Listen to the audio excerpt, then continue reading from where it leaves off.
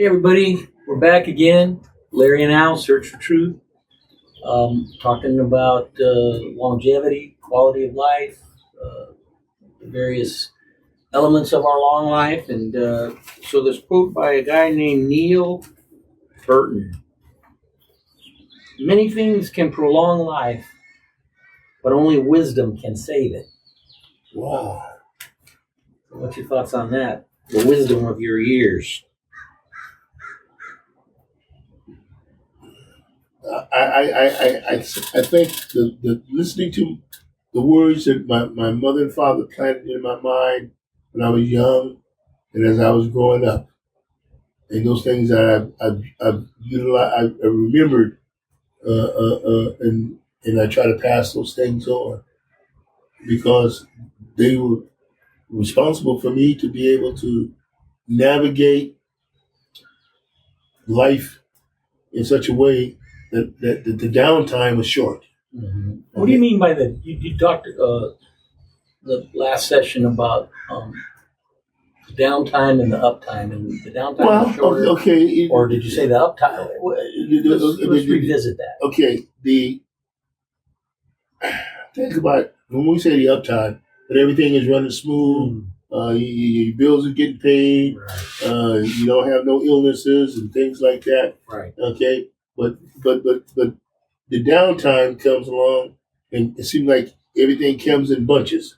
You know, you got a sickness here, or you got your car goes on the blink, right. and you know, and it's a $1,000 thing, and you're in the middle of the month and end of the month, and you don't get paid until that kind of thing. Right. I got you. Okay, but those are the downtimes, or your relationships with family or stuff like that, or something happens in the family, and you try to help out or whatever. But being able to take those downtimes and keep on moving and not get stuck in the mud, like I was talking about before. Yeah, stuck in the mud. Don't get stuck in the mud and say, well, geez, I'm stuck here. What do I do?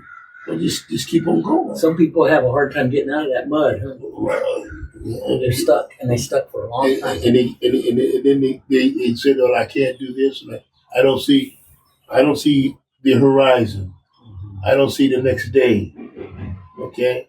Only thing I see is here, and who's going to help me? Right. Well, the only person who can help you is for me, is my belief in God and the fact that hard work, it takes care of everything. So you have talked often about your faith, and the faith in God. So how has your faith played a role in your life? Well, the one thing that I don't have any hatred in my heart. I'll help those who need help if they really need help. Okay, and the ones that that want to shimmy and shake, I'm able to say I can't help you. Okay, but it's just like my son. He's out there. He's been living on the streets for all these years, and that's a decision he made. Right. Okay, when he wants to come in out the cold, he's only coming in because he wants something. Okay, he doesn't want to earn anything. He wants something, and then once he gets what he wants, guess what he does? He tells you to kiss my ass. I'm going. Even though you've given him a little bit of hand out of the mud. Yeah. So that's why I stay in my lane. Stay in my lane, don't cause no pain. Because people will take advantage of you because they can. Is that a tenet of human nature? Mm-hmm. Mm-hmm. There are people like that. Not necessarily all people, though, right? There's well, it's I think I mentioned this before. The only most of the black people I know are in my family. Mhm. Okay, and you can't choose family, but you can choose friends. Mhm. You know, people that are my friends, outside of family, are not black. I was going to say, I mean, there weren't a lot of black educators in the Orange County Department of Ed during your career. There wasn't a lot. Well, the ones that came through, I approached them. I said, hey, let's communicate. Now, did you do that because they were black? And Well, yeah, I was happy to see them, but they would say, "Oh, I don't. Hey, I know what the score is around here." Mhm. And I said, "Oh, okay." I said, "Okay." So there was would you say there was like a resentment from some Well, individuals? no, it wasn't a resentment. It was that you were trying to come in. well, they came in and they didn't realize that I've been there for a long, long time. I was the original. They didn't recognize the wisdom. Huh? They didn't know because they felt that the white man that brought me in here, and the white man and the white man's taking care of me instead of you taking care of yourself. Okay, so that's what the thinking was. Yeah, oh yeah. There's not, like Puffer. She could never ever get it, and she don't realize that when she came in, I had been there for 15 years. Right. Okay, and she was the new flavor of the day. And what you didn't realize is that white folks don't care about black folks. Okay, they don't care. Well, you mentioned today before we got going about there's this organization or group of blacks for Trump. Yeah, So I see them on TV. What's behind that? What's the driving force? Well, okay, they figure this is the only thing I can say is they figure out that they're going to have some power. Okay, That's what they're banking on, or that's what they see. They think that he has done that the Democratic people have not done anything for black folks, Mhm. and that he's going to do like he said. Why not vote for me? The Democrats ain't done nothing for you. Is there truth to that? No. No? No. From your perspective, you don't think that the Democratic Party, for example, the platform, They've been helped. They've been the ones.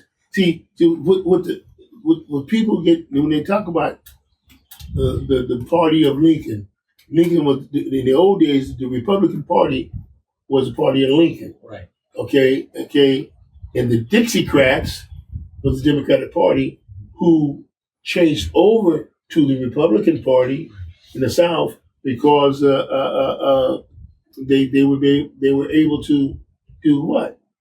They were able to continue their supremacist ideology. Okay. Right.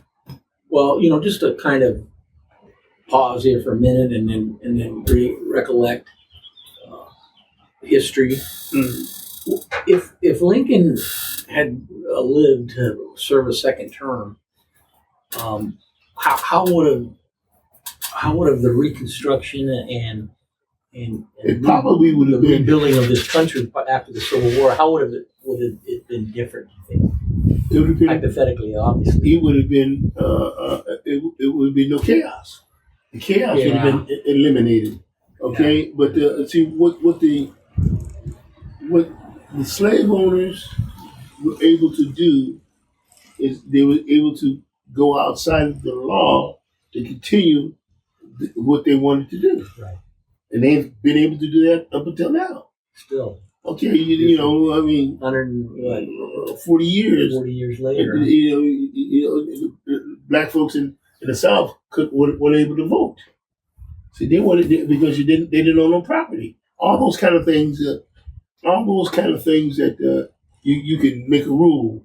You can sit in the classroom and says, well, you can't get up, you can't sit down. I mean, you got to sit over here. You can't, and all those kind of things. You can make the rules as you go along to maintain control. Status quo, right? Yeah. Right. Right. Well, you know, the old 40 acres and a mule made me think of that. So that was supposed to equal the playing field a little bit, correct? Well, yeah. If you had papers that you owned, you got the 40 acres, you got a mule, but you didn't get no money no money to work the field. Okay, you had no money to run your property. And then if you had to get the money from the man, and you couldn't count, couldn't read or write, and then, so what did he do? He took advantage of it, and then eventually he took your property. So if Lincoln had still been president, that would have been tempered somewhat. I mean, it would have been approached. Okay, it would have been approached. And it would look different. Yeah. Right? You agree with that? Yeah. It probably would have made a difference. Even though he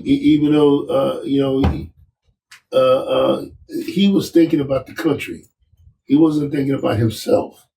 Okay? And this is what the president does. And people are accused, black folks accuse Obama of not being able to do nothing for them. Well, Obama was president of the United States.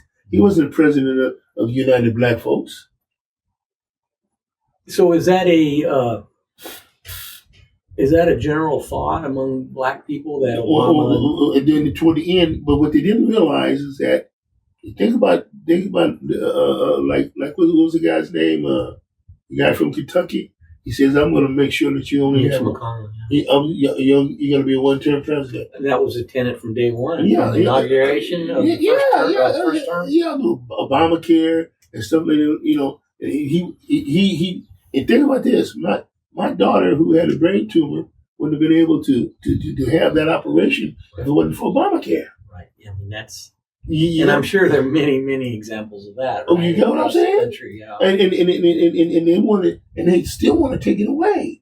But people don't realize what they have. Mm-hmm. Okay, until it's gone. Right.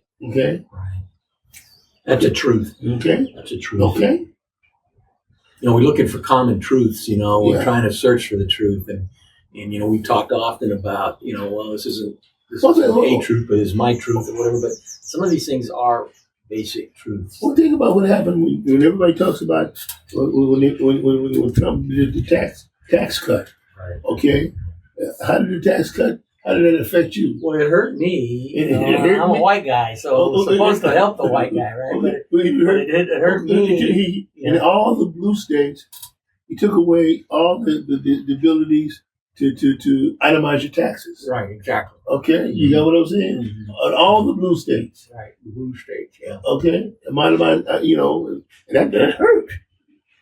And that's what's hard for me to sometimes wrap my head around, is that people even, you know, we're looking today at the television and they're looking at the numbers of these, you know, 6 sort of battleground states, and how the higher percentage still, if they were going to have an election today, more people would, you know, basically what they're saying would vote for Trump versus Biden, for example.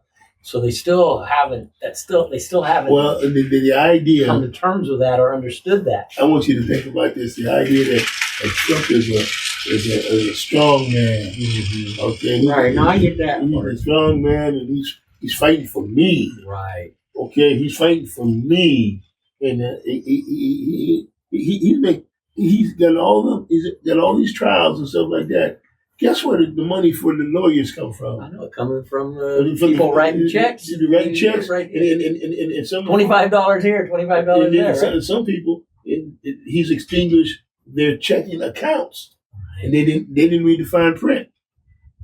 You know what I'm saying? Right. Yeah. And he's taking he's not spending none of his money. So that's a truth, but then they've accepted that, and that's not a truth. That's a non-truth. Well, you know that really he's there to help them. Yeah, and it's the idea that we are in charge. We're able to tell those people what to do.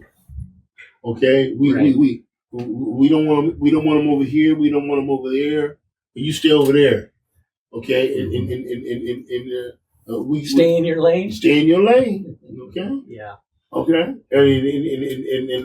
Even though we all drive the freeways,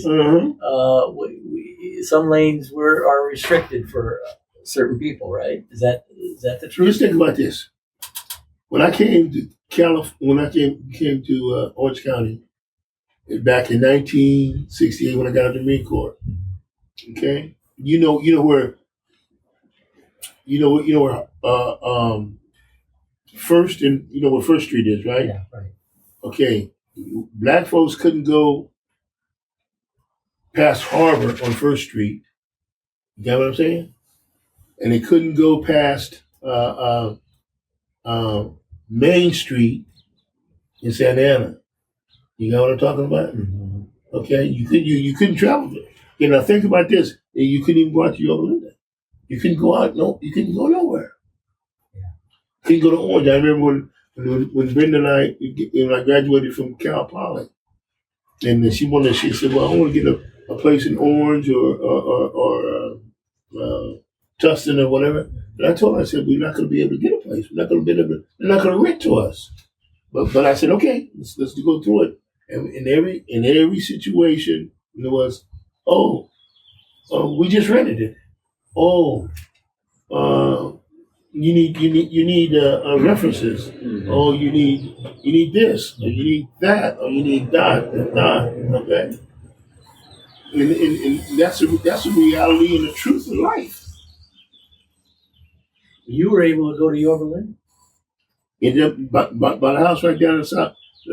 Got the house down there in East Anaheim. Okay, and I put the money down.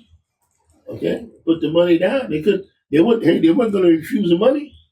They made a sale. They weren't refusing the money. Mm-hmm. Okay, okay. Now I'm thankful that at the time that Brenda and I were able to make a house payment $500 a month. Okay, we was making that kind of money. Right. Okay. Right. That was an anomaly, wasn't it? Well, think about this. My cousin just asked me, in Northern California, used to ask me, how many black folks are down in Orange County? And I used to tell them, I said, to live in Orange County as a black person, you have to have a professional career. Yeah. You got to be a doctor, lawyer. You got to be working for probation or stuff like that. Mm-hmm. Okay. Otherwise, you're not going to be an entrepreneur. Right. You're not going to have a business. My father-in-law had a business. Okay, but he had his business from he got out of the Marine Corps, and he had the barbecue place, and he was there until he there 20 years. Right. And then people come from all over, not only the black folks, but people from all over Orange County would come eat the barbecue. Yeah. And so he had a business that took the market, and everybody, because downtown Santa Ana, they'd come through there and get, and he made money. Mm-hmm. But think about all the other businesses that failed because they were the fish markets and places like that. Well, it makes me think that having this podcast, having you talk about this, and we talked about some of these quotes about longevity and the quality of life and making contributions. Well, this podcast is making a contribution as someone who lived it firsthand, primary source in history, if you will. You're like a history teacher, teaching those people that choose to watch this podcast about the reality of what you experienced and what was taking place in Orange County during that particular time. And you mentioned one of our podcasts not too long ago about how hard it is for black businesses to succeed in Orange County because there isn't the clientele. Okay, you're not gonna get $50,000 or $100,000 to back you up. Mm-hmm. Where are you gonna get that money? Okay, you go to the bank. Startup. Okay, you go to the bank. Like I told you, you can go to the bank and you can walk in there and you can get a $50,000 signature loan. Right. With no problem. Right. I go in there. I have to ask for $5,000. I'm going to have collateral. Yeah. You got what I'm saying? What's the difference? Yeah. Okay, you walked in, and I'm coaching in the Little League, and I'm watching people driving Mercedes Benzes and stuff like that, buying houses that don't have furniture in them, and kids are staying at somebody else's house, but they got the house. They got the house. Yeah. Okay, but they make the collateral. They make the situation without no collateral. Right. And they have a little business, and they feed off the business. Right. Okay, Right. it's just like have you in Orange County?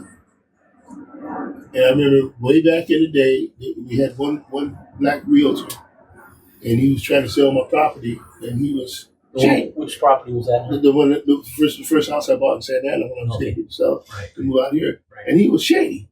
Mm-hmm. Okay, he was trying to. I said, I was telling him, don't make. We're not trying to. I want the deal. And then there was this one guy who was selling. White guy who was selling all the properties around the Indian village everywhere, and he was my realtor. And then we sold the house, and then we went and got a rental property. Mm-hmm. Okay, mm-hmm. And that would help us on our taxes. Right. So that when Brenda and I got divorced, I took the rental property, sold that, got my money out of it, and didn't have to, that kind of deal. But there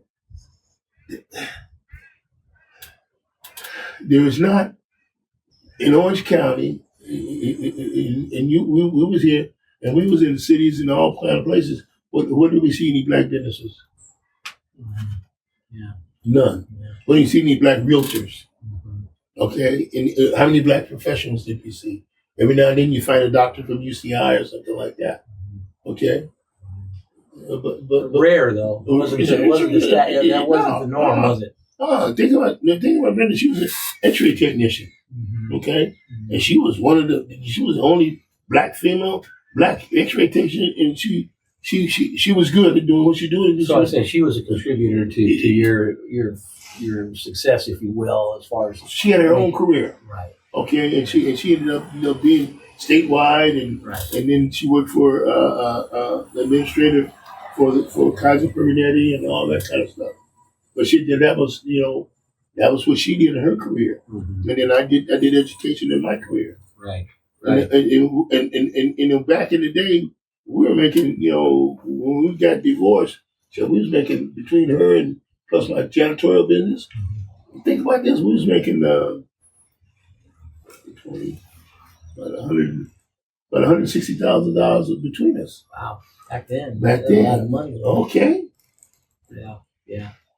Well, with that being all said, there's a quote here I had found from a person named Robin S. Sharma about true success, and I'll add this part: true success in life requires sacrifice. The greatest things in life all require commitment, sacrifice, some struggle, and hardship. Yeah, you gotta go through it. And is that a key to longevity too? Yeah, you gotta be able to sacrifice. And I think about the things that I was doing. I had a janitorial business. I had my regular job. I did the community thing. You know what I'm saying? I mean, all those years of coaching. Yeah, I did. And what a contribution. I did that for a reason. You had a guy come back to your birthday party that you coached in Little League. 11 years. It was 11. All those kind things to say about you. It made a difference in his life. Obviously that he would give up some time to come, celebrate your 80th birthday. One of the things Brenda used to ask me, well, why are you coaching? I said, my children, these are my children go to school with these kids. Mm-hmm. Okay, and my kids would just say to me, Dad, so and so came up to me, are you Coach Steele's? So it gave them the ability to be a part of. Right. Okay, I didn't expect them to they needed to be a part of, but they're going to learn that even though they were going to be a part of, there was going to be some problems. Mm-hmm. But there was less problems if people assume that you're okay. Mm-hmm. Mm-hmm. Yeah. Okay. Yeah. Well, we started our podcast way back with the first few that we did. We talked a lot about our experiences in our professional relationship, working as educators, Right. and working in the schools and helping students. And so, this quote that I want to end with by Robert T. Kiyosaki says, "Success takes an investment in time, dedication, and sacrifice. This is true education. It is a process." It is a process. And just remember I used to talk about the process? Yeah. And that was if you understood the process of life, Mm-hmm. and you followed the things that had to be done, and you put them in order, and you did them in the correct way, Mm-hmm. then that brought about success. Right. Okay. And we had in our program a process. Mm-hmm. Come to school, be on time, do your work, Right. pay attention. Yeah. Okay. Be responsible. Okay. And you got all the things that you wanted. Mm-hmm. What about employment? Mr. Kendall, I'm looking for a job. Okay. What we used to do, get on the phone and we call somebody, say we have a student here or ROP. Mm-hmm. Okay. Okay. But the process was, it's first of all, you got to be vetted as a responsible citizen. And you have to put in it's a commitment. And these are all things that I think we tried to teach. We tried to demonstrate it. You talked about, you say, you often say about you can't tell grown folks what to do, which is true, but you can live your life in a truthful way. And that is in itself something that others can see. And Well, just think about this, Larry. All the kids always saw us at work every day. Mm-hmm. Every day. Okay? Mm-hmm. Okay. How many days were we sick, Larry? How many days did we call in? Yeah, like I said, not very many, because at the end, you could contribute. You had accumulated a lot of sick time, so to speak, and so obviously that was time that you weren't using to be gone. And just like you say, just showing up. Showing up every day. And that was like when the kids came through, they saw you. Yeah. And then they were there. That was their process. Yeah. They found a way. And if you wasn't there, they'd say, "Where's this?"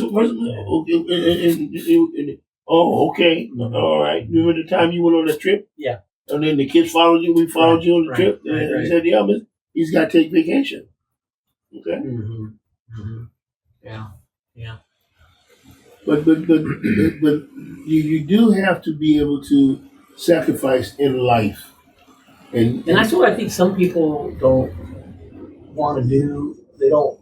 They just want to give it to them. They don't want to work for it. They don't want to sacrifice. I was having a conversation with my son the last couple of days, and both him and his wife are very successful. They put this business together. They're doing really well, and they're starting to make some money, but they're still being disciplined. They're still being knowing that, hey, delayed gratification. We're going to wait. We're going to save up for it. We're not.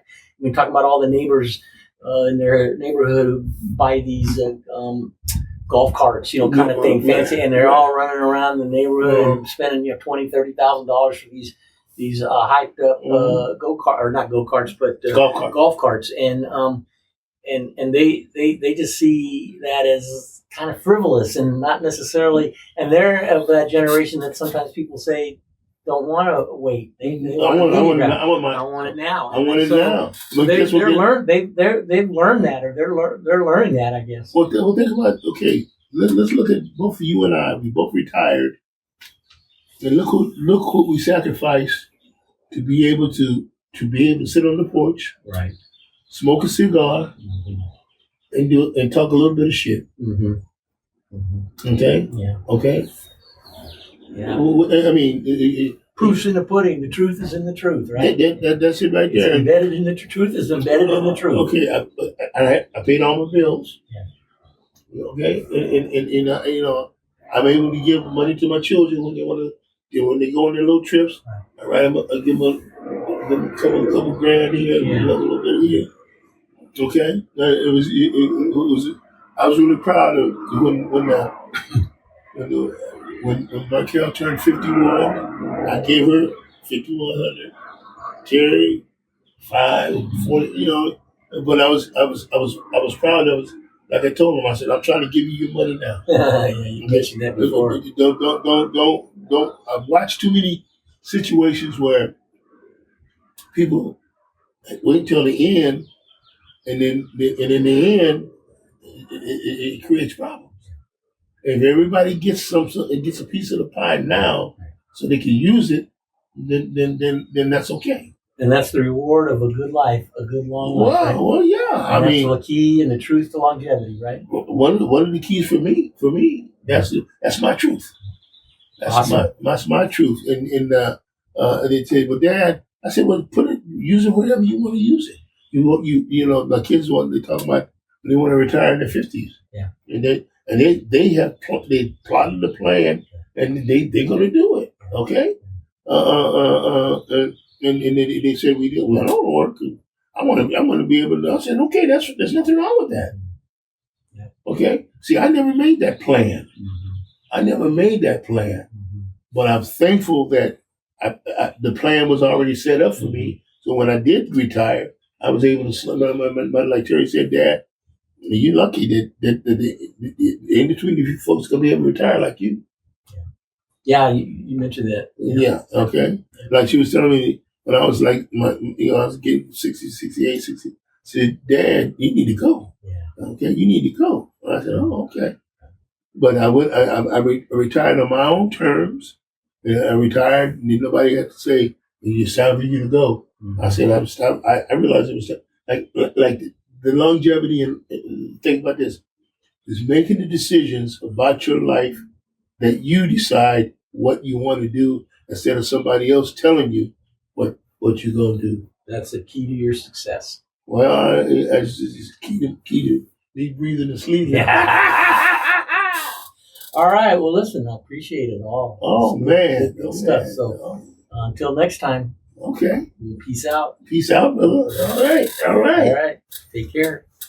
Don't forget to subscribe. All right. Those of you that are out there listening, subscribe to our page so that you can get the notifications of when we're going to record again.